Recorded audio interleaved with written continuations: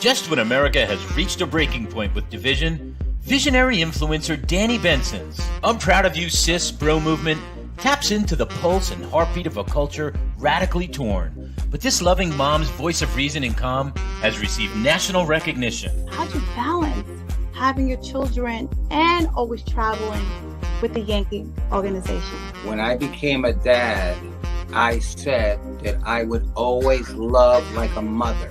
I feel like I have to hide certain things or act a different way because I know some people or some kids.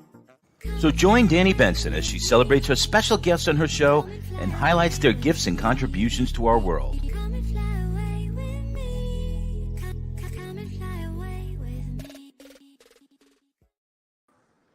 Hi, everyone. My name is Danni Benson. Thank you for joining. I'm proud of you, sis. I'm so happy you guys are here with me today. Hi. I hope everyone's having the best day ever. I hope so. Please like, share, and follow. Tell your friends, your family members that I'm on. I also come on every Saturday, 9 a.m. on Optimum Channel 20. Please join me there if you're unable to see the show. And you can also find us on Facebook, YouTube, Twitter. Just put in I'm Proud of You Sis, and you can find me having a great conversation with another human being that I want to say I'm proud of you and give them their flowers. So I want to say my guest today, we're going to be talking about little critters that live in your stomach called parasites. And there are good parasites. I remember the word was like a symbiotic relationship, meaning that the parasite in you and your intestinal work together. I guess that would be called the good bacteria. And then there's parasites like wreak havoc in your body and they cause sickness. And so I have Miss Gayna here, expert in that area. I cannot wait to talk about parasites because I didn't believe there was parasites in my intestinal until one day I just saw it in the, you know what I'm talking about. And I freaked out, but I changed my diet. So those little critters, the bad ones, would not take control of my body, which sometimes gave me brain fog. So Miss Gayna, so happy she's here. We're going to talk about parasites today. And things that we can. Yes. Yes. And we're going to talk about parasites, and we're going to talk about the good, the bad, and the ugly, right? The good and bad and the ugly of parasites. Because there are some parasites that are like good, like probiotics that are good for us, that helps balance our bodies. And there's some parasites, because of the food that we eat, make everything worse inside of our intestinals and inside our body. So Gayna's going to give us a guide to Parasites 101. Hi, how are you? Hello. Okay. Yay! All right. You're here. I'm so happy. I'm so happy to talk about this topic. Yes, same here. I'm so happy to share this information with your listeners because I feel that it's something that's not talked about. It seems a little bit squeamish sometimes when we think about parasites, but we all have them. I'm going to tell you a secret. We all have them. It's just that we don't see them. And a lot of times you will go to check with your gastrologist and say, I'm going to give a stool sample just to see if I have anything going on. And the stool samples are not reliable. They're the current testing methods that are being used are just not reliable to tell you if you do have parasites or not. And you can Google that. And it's just difficult. Sometimes they just don't come out. Sometimes they just hide in your system. And but that doesn't mean they're not there. That doesn't mean they're not there. Wow, They are. I can't. If you've gotten bitten by a mosquito, we just get them. They're organisms that find a way through our foods, through other, vectors, and we get parasites. We get living organisms in our bodies that, feed off of us sometimes and cause disturbances or cause symptoms. And it's the reason why we are concerned about parasites is it's the ones that can't cohabitate successfully with us. There are parasites that can cohabitate with us. Our immune system keeps them at a manageable level, and we don't even know anything is going on. It's when they do get beyond that manageable level within our body, or we get a certain type of parasite that may be one of the worst offenders, and it can get into certain organ systems and develop certain life cycles. And that's where our body's DNA begins to mutate, and it can cause other issues within our body because of the toxins that these parasites are releasing when they go through their life cycles of rebirth, because technically they're not supposed to be there. But our immune system is able to control certain things, which, for millenniums, we have been around, and we're able to deal with these certain parasites. But because there are other things in our environments now, sometimes it's not conducive. So it could be a parasite. Now you have some type of pollutant that maybe 100 years ago you didn't have. So now there's other things that are happening where you get certain toxins, asbestos, or different things, and whatever. Now you have other things that are going on. You're smoking cigarettes. So these parasites that have been around, now they're causing our body to develop symptoms, which leads into other things. And yes, people are living longer, but other people are being afflicted with certain things that you could have maybe not known you would have. I mean, that's the age-old question. Like, why does this person have it and I didn't have it? Or why did it happen to that person and it didn't happen to that? It's just because the environment we live in. So what we need to do is just be aware that we do have these parasites, and do the things to keep them at a manageable level. Help support your immune system. There's herbal things that you can take on a regular basis. You can use raw garlic. You can use cloves. So let me ask you a question. Like, when you're cooking the chicken, right? I put vinegar, I'm cleaning it and stuff. So a chicken that's not cleaned the way it's supposed to be cleaned, for instance, does that mean that if it has parasites on them or bacteria on them, is bacteria the same thing as parasites? Like, meaning like it's not the same thing? No. Got it. So where are we getting? Okay. So the parasites is in the food that we eat, or they're coming into our ears, our nose? Like, how they come in the body? They could be. It could be from vectors. It could be mosquito. It could be, ticks, Lyme disease. It could be certain things that this parasite is creating from whichever way that you've contracted it. Could be the food. That's why it's so unavoidable not to have them. Because you come in contact with so many things that, it could be in. Maybe someone who was preparing your food, if you ate out, used the bathroom, didn't wash their hands properly, they have it. It could be so many ways that you can get it. So for one saying, well, I went to the doctor and I had a stool test and I don't have it. No, that's not gonna be, So then how do you know? How do you know if you have it? How do you know?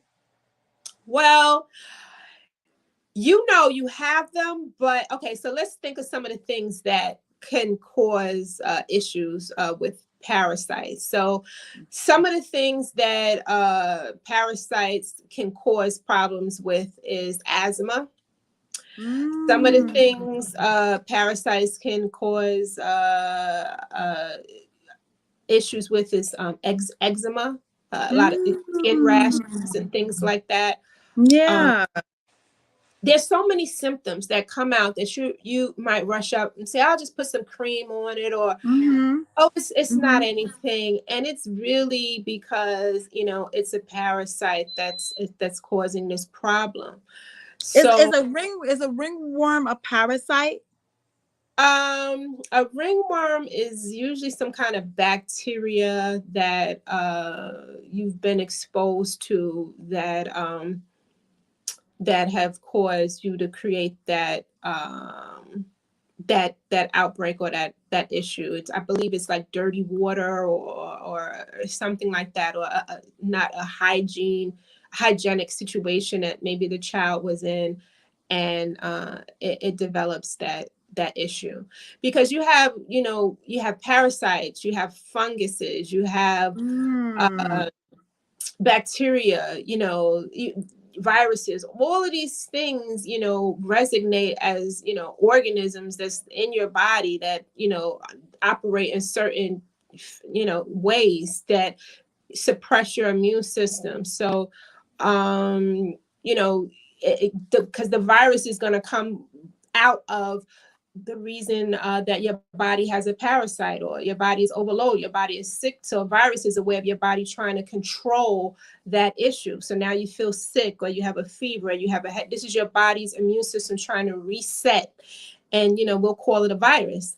But, again, like when you go to the doctor, they'll say, oh, let it pass. We're not going to give you anything. It's a virus, because they know that this is your body's way of trying to fight something off that you already have, which is a bacteria, fungus, or parasite issue.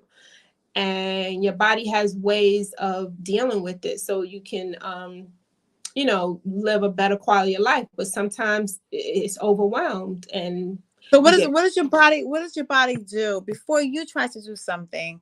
What are ways that your body functions to either get along with these parasites, bacteria, viruses? Because a virus never goes away. Like the common cold, it goes dormant, but it never leaves your body. So Right. what are ways that your body helps, like, deals or lives with these parasites? And when your body starts acting out of whack, does it mean like the body is like done with these parasites and they want you to do something? It needs support. It needs support. When your body starts acting whack, and you start out of whack, and you start seeing signs that, I know something is wrong, but I don't know what it is, and you had a blood test, and it might say, okay, I'm anemic. Maybe you have a parasite that's stuck in your blood, and that's causing you to have.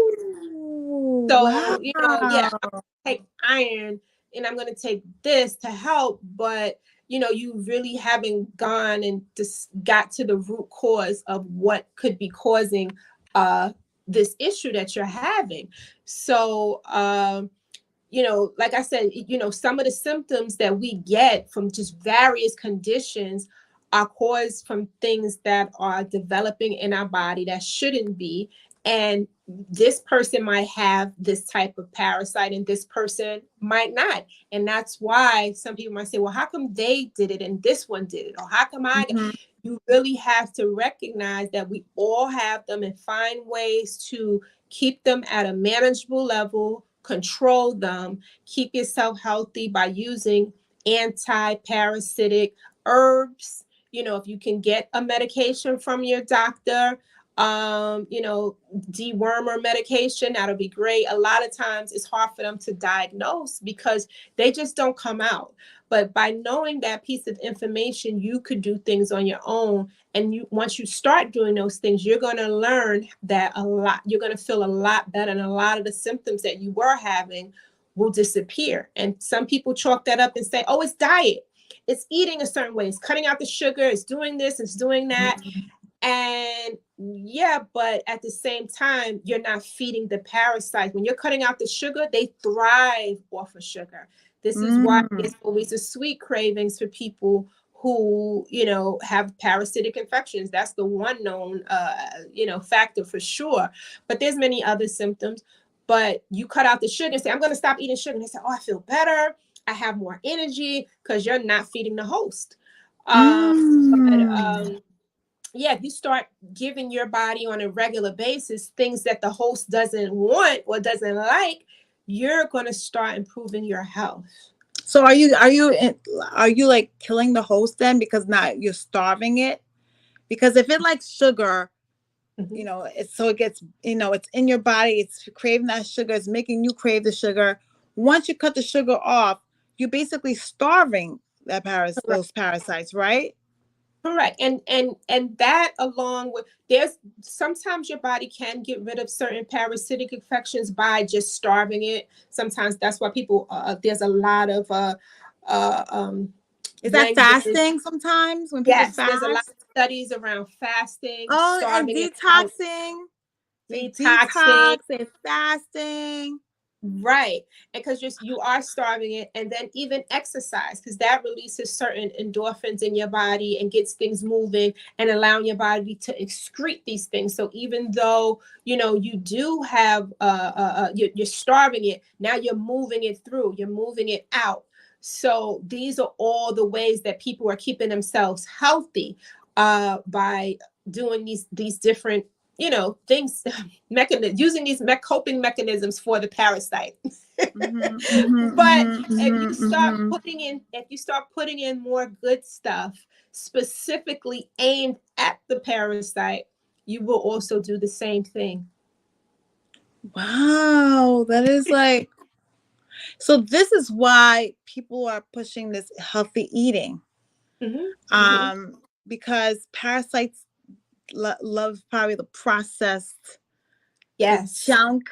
You know what I mean? They love the junk. They love the stuff that's not good for us. Because sometimes, like, how people like really are trying to lose weight and they can't lose the weight. Sometimes I feel like it's like a parasite in your body that's like blocking. And it could absolutely be. You could have a huge tapeworm that you don't, know about. I think there was a show on Dr. Oz about a tapeworm that they found in someone's body that was so long, was the size of their intestines, because as you eat, they eat. So they absorb some of your nutrients that you can't even get some of the things that you think you're putting into your body to keep yourself healthy. So you're saying, I'm going to eat this, I'm going to eat this. I'm not losing any weight. They're eating what you should be getting. They're robbing you of your nutrients. So that's why I say you got to target specifically the things that they don't like, that the parasite does not like. So okay, so okay, tell me what the parasite does not like. So parasites do not like garlic. So if you can I know garlic is like, you're smelling like garlic, but health is wealth. You right? So if you can take some raw garlic, that would be great. If that's too much for you, look at the supplements, the garlic supplements. Wait. Okay, so what do you do with the garlic? You like chop it up and like take a shot of it, like put it in water? Yeah, you can take a clove, slice it down the middle, the raw garlic, and just pop it in your mouth. A sizable portion of the garlic clove that you can swallow, like some of those big vitamin tablets that you can take. You take it like a piece of a huge vitamin, and you just pop it down. You could take one in the morning, you could take a little one at night. I would say maybe one or two, half of a clove, one in the morning, one half in the morning, one at night, just to manage yourself. You could pop a clove in, you can get. So you could swallow the clove whole. You can just put the clove in your mouth and just drink it. Exactly. You can do that.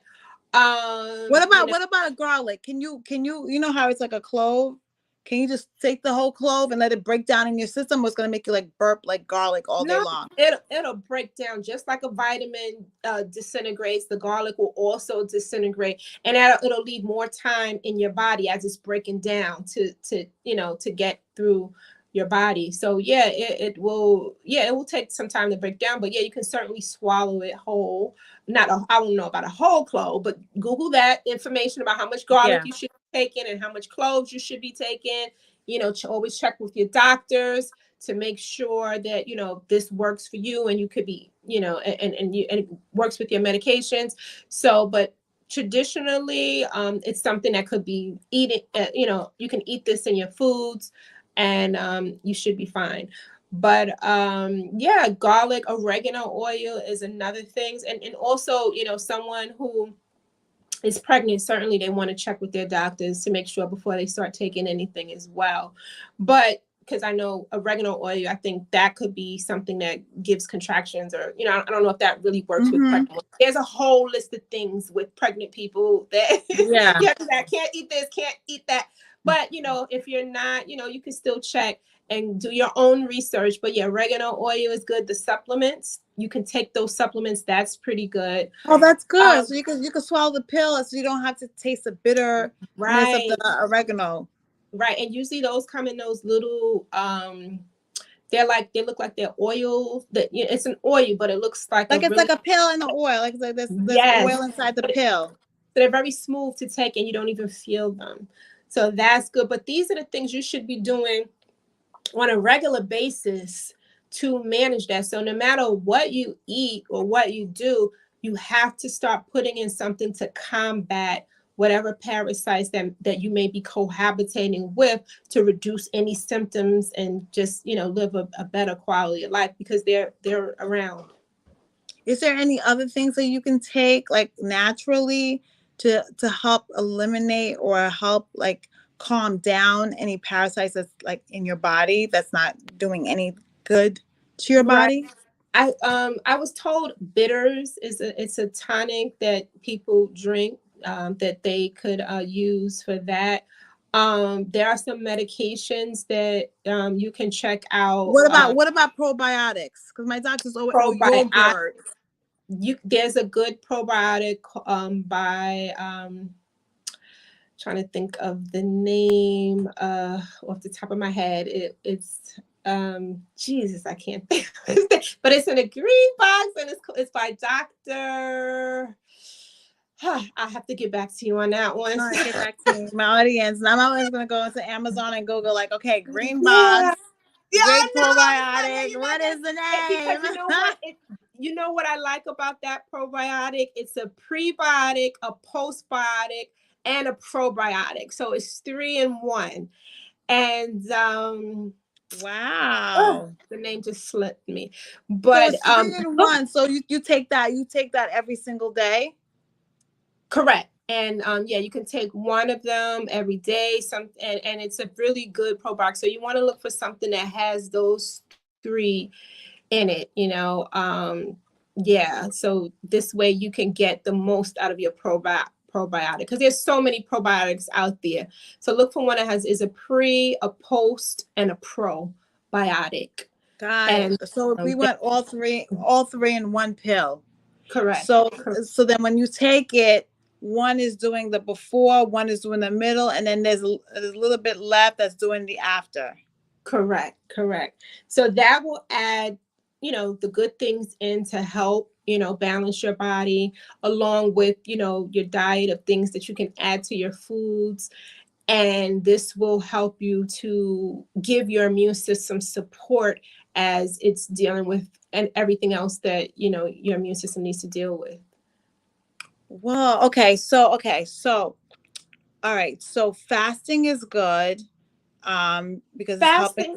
Yeah, even with fasting, a 3-day fast or a 24-hour fast or intermittent fast, are pretty good to give your body some cell regulation and regeneration, and allow your body to take a break from everything that you're putting into it and allow it to catch up with itself. So if you're able to do a 24-hour intermittent, it's like, okay, well, you eat once a day. You don't always have to eat 3 meals. You wait a few hours and then eat in the middle of the day, and then again the next morning or so forth. So you can do intermittent fasting.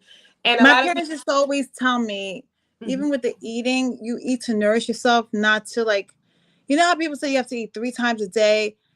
My parents are like, if you're not hungry, you don't have to eat. Exactly. You just eat to nourish. You just eat to like nourish your body, not to eat just to eat, because that's when you start getting the calories and you start getting heavier, because your body doesn't need that much nutrients to survive every single day. No. So everything else is like an extra thing that you're taking, and you're wondering why you're gaining so much weight. So I was just referencing how you said, sometimes you eat once a day. I mean, what's wrong with that? Yeah. You don't. And, and then you can just make sure you stay hydrated and drink enough water and fluids. And then, and then you can have an intermittent fast in the middle of the day or towards the evening.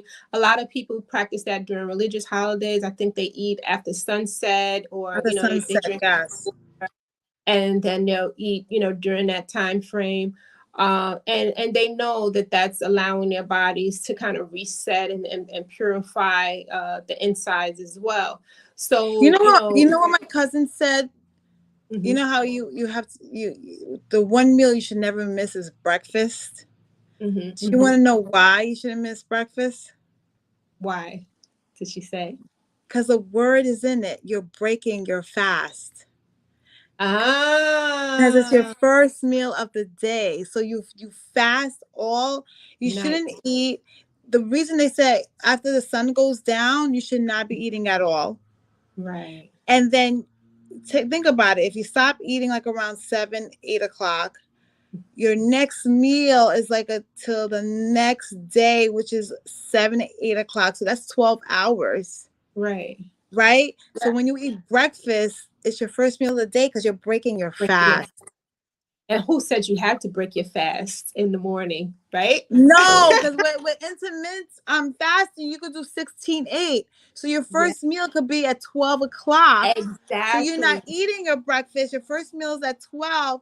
And then 8 hours mean that you can eat within those 8 hours. So from 12 to 8, you're eating, and after 8, you stop eating again. So you could do a 12-hour fast, or you could do a Right. 16-hour fast. Exactly. Exactly. And see, that's the thing. Like, we call it breakfast, and they think that, oh, we have to have breakfast, we have to have lunch, we have to have dinner. Just because those words are out there doesn't mean we have to do that, or not, it doesn't mean that it's the most beneficial for our bodies. So yeah, let's kind of look at what we need to do to give our body that self-regulation and regeneration and allow your body to heal itself naturally. It has, your body has everything that it was made with for a reason, and just allow it to do what it is, because anything you put in your body is recognized as a toxin, even water. And then your body kind of separates it out and say, okay, these are heavy metals, or this is something else. So your body has to process everything. So when you just stop for a minute and let your body catch up with everything that's already in from the night before, it gives your body time. And you know what's amazing about our body? Even though we aren't sleeping, our body Mhm. is still working. Yes, that Our is a heart very is working, the cells are working. Sometimes, like, I look at a cut and I look at it from day 1 to day 10, and I'm like, wow, right. those cells are working. I even tell my kids, you grow when you're sleeping. Yeah, it's true though. It's very true.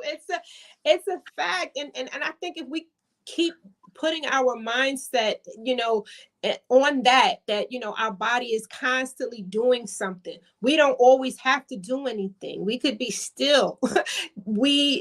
It will prove much better for our health. You don't have to always, and some people say, oh my God, but I didn't eat. I didn't eat. It's 6 o'clock and I didn't eat. Okay, instead of saying I didn't eat, just say I fasted. I had a fast. It changes your mindset and gives you more of a positive energy, than to think, because now you fast, you did something for your health.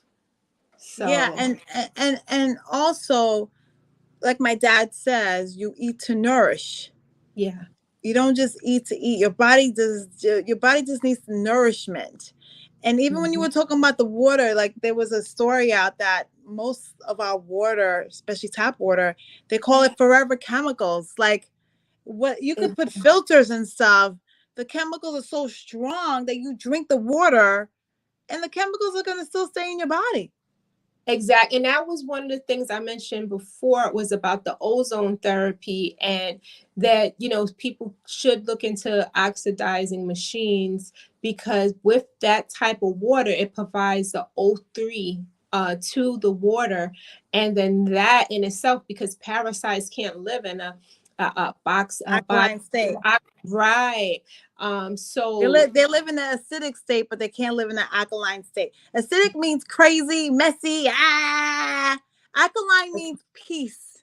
exact. So the more oxygen you provide to your cells, they can't invade those cells and repopulate. So they begin to die off. The bacteria, the viruses, all of those things are because of the quality of water. So just by using, an oxidizing machine, and providing that O3 to the machine, you can do wonders for a lot of conditions as well, including parasites. So that's another Yes. thing to use along with the herbs, just drinking water. Yeah, and try to drink a gallon a day too. I mean, like your body is 70% water. So Yeah. if you're not drinking water, you're doing yourself definitely a disservice because you're 70% water, so you should be drinking at least a gallon a day. But make sure that you're drinking the right water, like Gayna said, that's going to nourish your body and not harm your body. But I want to say, Gayna, thank you so much for joining. I'm proud of you, sis. I love this topic on parasites and parasitics and what we can do to live with them and also get rid of the ones that aren't good for us. So thank you, everyone, for joining. I'm proud of you, sis. And thank you, Gayna, for joining us. I appreciate you so much. Thank you again. Thank you. Thank you. And Bye. bye, everybody. Bye.